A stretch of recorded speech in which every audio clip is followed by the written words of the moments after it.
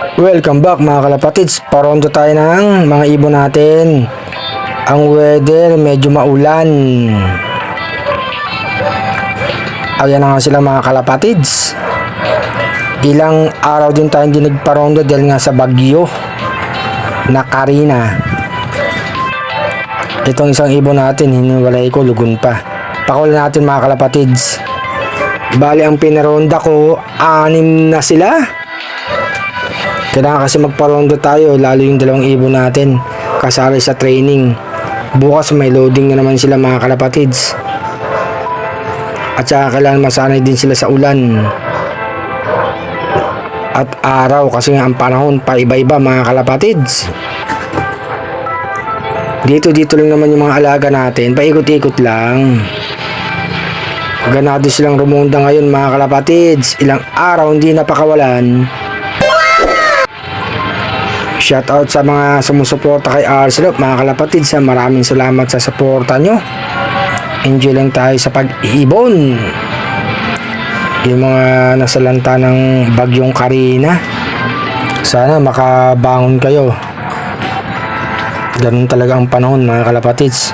Biglang may dumating na bagyo, kailangan talaga laging mag-ingat. Pray lang lagi mga kalapatids. Kaya pang bumaba yung mga ibon natin ha. Gustong gusto pang lumipad. Mamaya ihanda ko na yung pagkain nila mga kalapatids. Malamang pagbabaan ng mga yang mga gutom na. Ang bibilis na naman magsipagpasokan niya mga kalapatids dahil nga maulan. Hindi na nga kainitan ngayon mga kalapatids. Maulan. May binabantayang bagyo na isa, mas malakas to kay Karina. Sana nga hindi lumapag dito sa kalupaan. Mukhang hindi naman natuloy mga kalapatids. Bukas nga mag-load na naman tayo ng ibon natin, 2. 3 niload natin eh. Yung isa nga nagka-problema sa paa mga kalapatids, yung mabilis na ibon. Eto na yung pagkain mga kalapatids, ilapag na natin. Mamaya papasok na sila. Ayaw pa rin talaga magsipagbabaan mga ganadong lumipad Paikot-ikot pa rin sila mga kalapatids. Ayan bumaba ng lipad nila, mamaya nandito na yan mga kalapatids. Yung mga ibon natin, sana yung dalawang ibon natin umabot ng derby mga kalapatids, para meron pa rin tayong ma-load. Baba na kayo, ayaw pang bumaba. Paikot-ikot pa sila talaga mga kalapatids. No.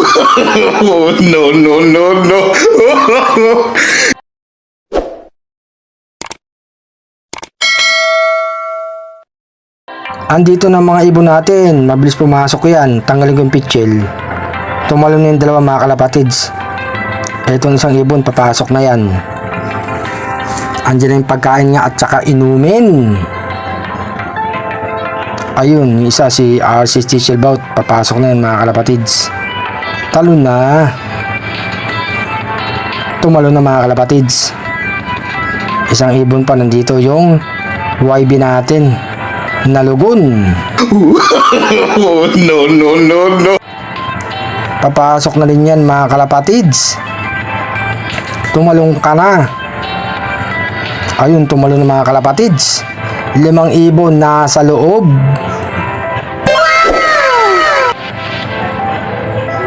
Si Dalubasa, ayan ang laging nahuli mga kalapatids sa pasukan. No. Ayan na si Dalubasa mga kalapatids. Pumasok ka na makakain ka na. Anak ni Padrino mga kalapatids. Mas panganay siya dun sa isang kamukha ni Padrino.